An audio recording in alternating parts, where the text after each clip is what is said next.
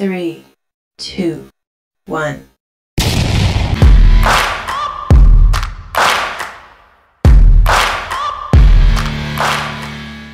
Good day sa inyong lahat mga Kabags TV. Ngayong araw po ay nandito po tayo sa may Harbor View. Ito po yung kanyang mapakagandang view. Ayan na. At ito po yung ating motorcycle na Suzuki Burgman Street EX 125.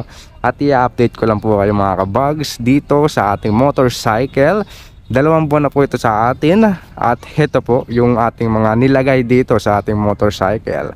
So isang mabilisang update lang po ito dito sa ating motorcycle kung ano po yung ating mga nilagay dito. So umpisahan na po natin dito sa may itaas na bahagi. So ang nilagay ko lang naman dito itong ating CP holder. Itong ating Motowolf. Napaka-importante na ito mga bags, lalo na pag may mga pinupuntahan tayong mga lugar na hindi natin alam. At ang nilagay pa natin dyan ay itong foot mattress na ito.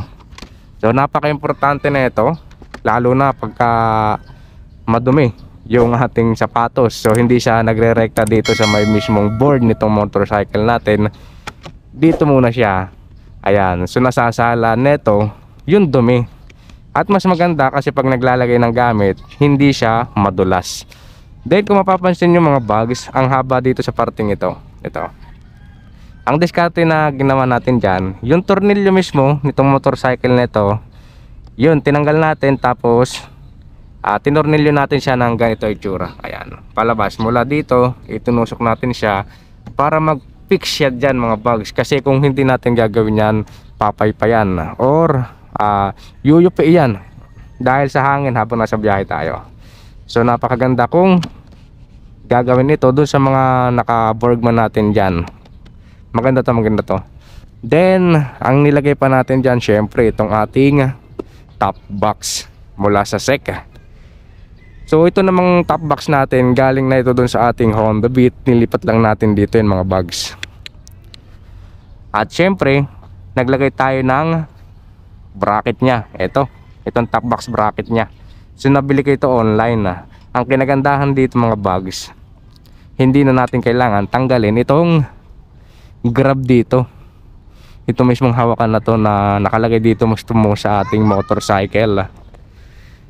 Medyo nahirapan lang tayo dito sa paglalagay dito sa top box bracket kasi akala namin hindi siya fit.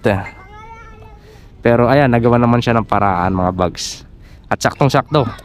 Lalo na dito, yung space niya rito, malaki pang space niya para pagka nag-humps o dumadaan tayo sa mga humps, ayan, hindi siya tatama dito sa fairings. Ganon din sa kabila. Eto po, ayan. Naglakay lang pala tayo dyan mga bags ng konting washer kasi medyo mababa itong kabilang side na to. Napakanipis na nung kanyang layo dito, mula dito sa fairings. Kaya naglagay tayo ng washer dito at dito sa may bandang gitna na to para umangat siya. At yan mga bags, yung ating update dito sa ating motorcycle. Then wala na akong nilagay dyan na iba. Itong ating side mirrors, stock na stock yan. At ito pa nga pala, itong cover ng ating seat. Napaka-importante na ito, lalo na sa mga pusa. Kasi kalimitan may mga nakatambay ditong pusa. O ito, yan, balahibo pa ng pusa. Pagka umaga, nagtatanggal ako nung cover na itong motorcycle natin. May nakikita akong pusa dito, nakaupo o nakahiga, tutulog siya dyan. Gugulat na lang ako, lumalabas, tumatalon. Dyan siya galing. So yan mga bags, yan po yung ating motorcycle. At napakaganda. So review ko nga pala ano yung experience ko dito sa motorcycle na ito. Unang una, yung performance niya sulit. Sulit na sulit. Yung gusto ko sa motorcycle na habang ginagamit na ito, hindi naman tayo pinapahiya. Kasi kayang-kaya na makipagsaba yan. Hindi siya ganun kabilis, pero pagdating sa pagiging practical, kuhang-kuha na ito. At napaka-smooth ang takbo niya. Yung kanyang muffler dito mga bags, pagka ini-start mo yung engine niya, napakatahimik. Start natin, sample natin mga bags. Okay, so ito yung dashcam niya. Ayan, dito sa may dashcam niya mga bags, ayan, meron ditong oras. Ito yung kanyang indication ng fuel. Tapos dito yung tinatakbo niya. Tapos ito yung natakbo na niya, yung odometer niya. Tapos dito yung init ng makina or heat. Then ito yung sa battery voltage mga bags. Pwede pang ma-adjust yan. So ito yung select, din ito yung adjust. So start natin yung makina at ipaparinig ko sa inyo yung tunog nito kapag nag-start na. Napakatahimik yan mga bags. Napakatahimik. Talagang yung mga natutulog hindi magigising. Minsan nga akala ko patay yung makina na ito habang nakahinto tayo sa stoplight na. Pero tahimik lang talaga siya. Okay, i-off na natin. At isa pa sa nagustuhan ko dito mga bags, itong kanyang foot mattress dito na napakalaki, no? Napakarami ng pwedeng mailagay natin dyan. Napakarami. Dahil lalo na sa mga malalayong rides, kapag marami mga dala, napakalaking tulong na ito para sa mga bag. Itong seat niya dito, itong upuan niya, pakita ko sa inyo mga bags kung gaano kalaki. Ayan. So napakaluwag na dito. O diba? Tsaka ang lalim niyan mga bags. Napakalalim na ito. Kaya halos lahat ng gamit ko nandito na yung mga importante. Ito, yung cover natin sa motorcycle, kapote natin. Andyan may payong tayo na nakalagay, may tsinelas din dito. Ayan, at meron din tayo ditong ayan, yung bag para sa mga gamit, just in case lang mga bags. At yung ating ito, ating ginagamit pang linis. At syempre nandun na rin yung ating tools nitong ating motorcycle. So napakaluwag. Pagdating naman sa tipid nitong motorcycle, wala akong masabi. Napakatipid niya mga bags. At hindi lang yan, meron din siyang charging port dito. Ayan o, pwedeng mag-charge. Napakalaki tulong nito lalo na sa mga long rides. Tapos napakalaki rin ng bulsa niya dito. Kaya may salamin pa tayo dito. Yan mga bags. Ating gamit na GoPro ay Hero 4 second hand. Ayan mga bags, napakaluwag nitong bulsa dito ng motorcycle natin. At syempre pagdating dito napakaluwag din, napakalalim, napakaraming pwede mailagay. Pero nilalagay ko na rito mga bags yung aking best. Yung best yung ginagamit natin pang motorcycle, para lalo na pagka gabi, para nakikita tayo ng mga ating kasabayang rider. So yun mga bags, napakaganda. At pagdating nga pala sa kanyang gulong mga bags, yung sukat ng gulong na ito ay nasa 90 by 90 by 12. Yung unahang sukat ng gulong niya, hindi siya ganun kalaki kumpara sa ibang motorcycle, pero masasabi ko namang bumagay siya. Mas maliit yung unang gulong, yung unang version na itong motorcycle na ito, mas maliit yung gulong niya. At dito sa version na ito na pangalawang nilabas nila, mas pinalakihan nila to. Kaya naging sukat na nito ay 90 by 90 by 12 At okay naman. Hindi naman din issue sa akin kung maliit tong gulong niya na sinasabi ng iba parang Johnny Bravo.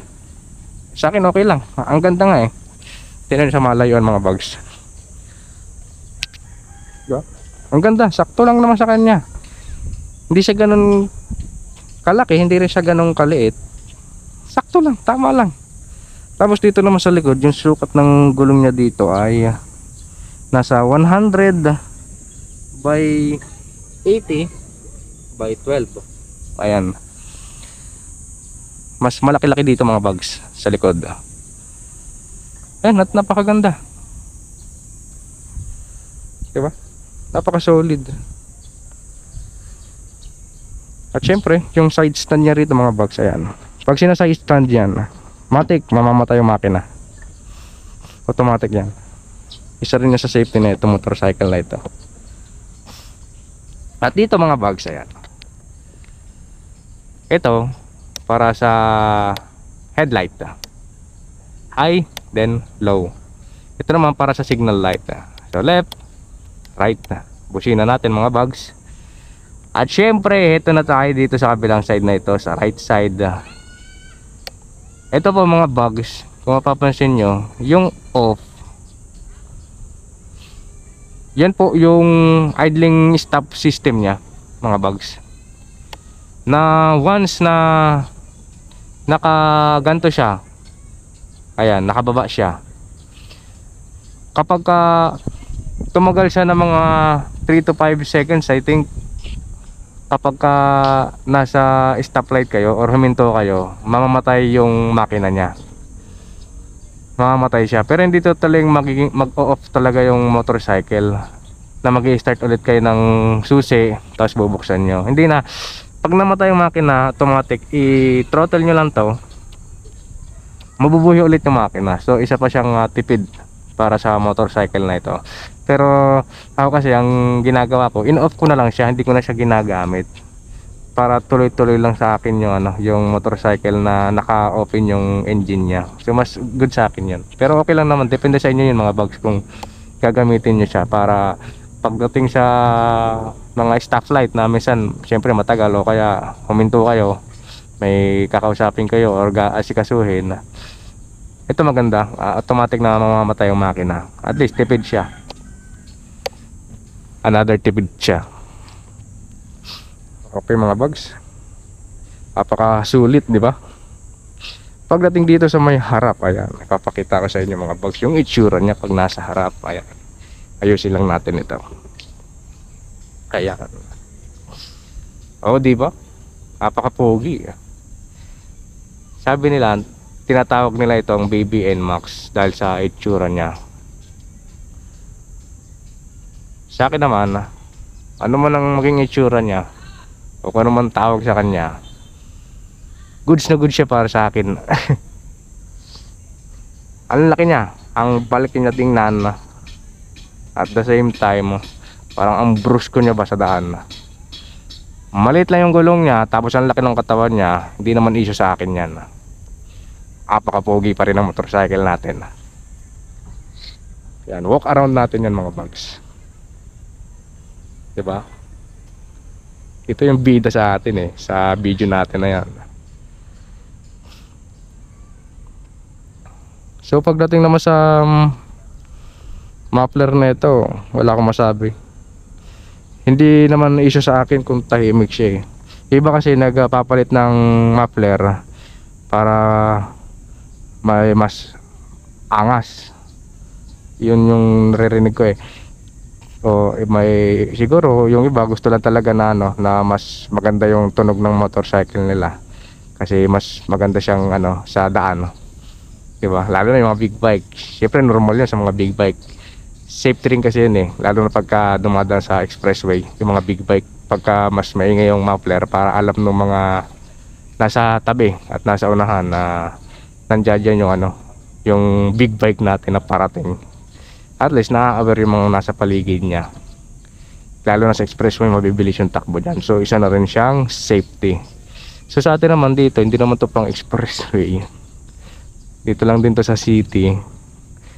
Yung pagiging tahimik ng muffler na to para sa aking goods na goods. Lalo na't hindi siya nakakabulahaw sa kapitbahay. Ayan mga bags, napaganda, goods na goods to sa akin.